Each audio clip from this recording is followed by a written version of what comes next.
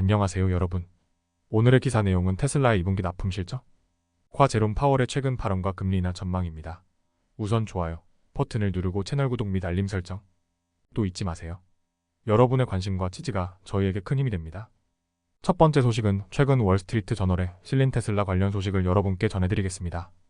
이번 뉴스는 테슬라의 2분기 납품 실적과 관련된 내용인데요. 테슬라의 성장이 주춤하면서도 주가가 상승한 이유를 논리적으로 설명드리겠습니다. 월스트리트 저널의 보도를 바탕으로 테슬라의 2분기 실적을 자세히 살펴보겠습니다.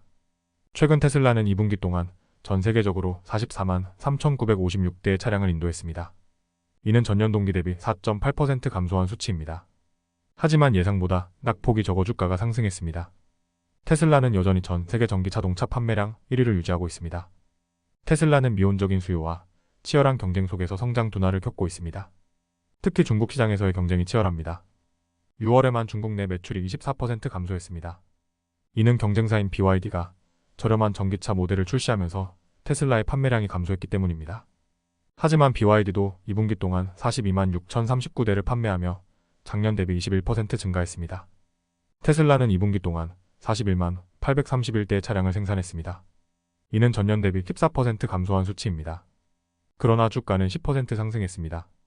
이는 시장의 예상보다 나은 실적 때문입니다. 테슬라는 이번 실적 발표 이전까지 올해 주가가 16% 하락한 상태였습니다. 일론 머스크 CEO는 로봇과 자율주행 기술에 대한 투자를 늘리고 있습니다. 그는 테슬라의 기술이 회사의 시장 가치를 최대 30조 달러까지 높일 수 있다고 주장했습니다.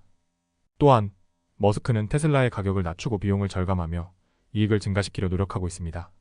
이를 위해 글로벌 직원의 10% 이상을 해고하기로 결정했습니다. 테슬라는 중국에서의 경쟁뿐만 아니라 다른 글로벌 시장에서도 치열한 경쟁을 벌이고 있습니다.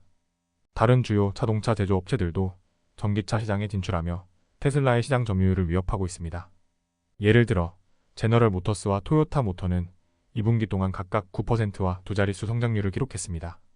테슬라는 현재의 도전 과제를 극복하고 로봇과 자율주행 기술에 대한 투자를 통해 미래의 성장을 도모하고 있습니다. 하지만 치열한 경쟁 속에서 테슬라가 지속적으로 성장을 이어갈 수 있을지는 지켜봐야 할 것입니다. 두 번째 영상은 월스트리트 저널의 최신 기사에 대해 이야기해보겠습니다. 연방준비제도 이사회 의장 제롬 파월의 최근 발언과 관련된 내용으로 금리 인하 전망과 인플레이션 동향을 다루고 있습니다.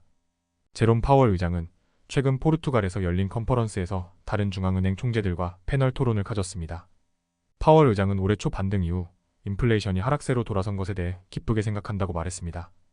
하지만 금리를 인하할 시점에 대해서는 신중한 입장을 유지했습니다. 파월 의장은 우리는 많은 진전을 이루었습니다.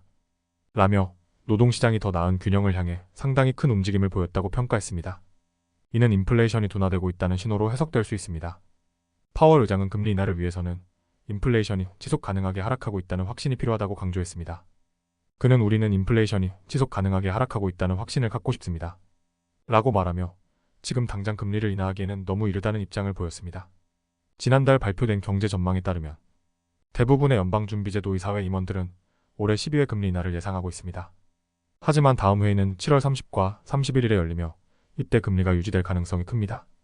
시장은 9월에 열리는 후속 회의에서 금리 인하의 토대가 마련될지 여부에 주목하고 있습니다.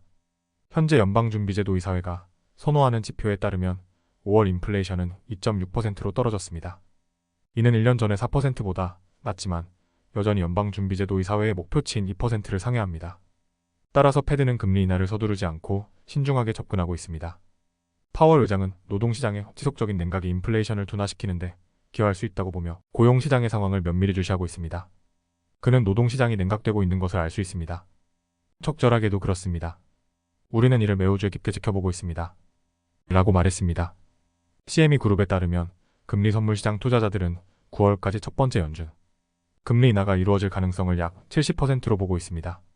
이러한 기대감으로 인해 미국 주식지수는 상승했고 S&P 500과 나스닥 종합지수는 기록을 경신했습니다. 제롬 파월 의장의 발언은 인플레이션 둔화와 경제, 성장 사이에서 균형을 잡으려는 연방준비제도 이사회의 신중한 접근 방식을 보여줍니다. 금리 인하가 이루어지기 위해서는 인플레이션이 지속 가능하게 둔화되고 있다는 확신이 필요합니다. 앞으로의 경제 동향을 주의 깊게 지켜보며 금리 인하가 언제 이루어질지 관심을 가져야 할 것입니다. 오늘은 여기까지입니다. 다음 영상에서 더 유익하고 흥미로운 내용으로 찾아뵙겠습니다. 이 영상은 투자 의견이 아닙니다. 매우 감사합니다.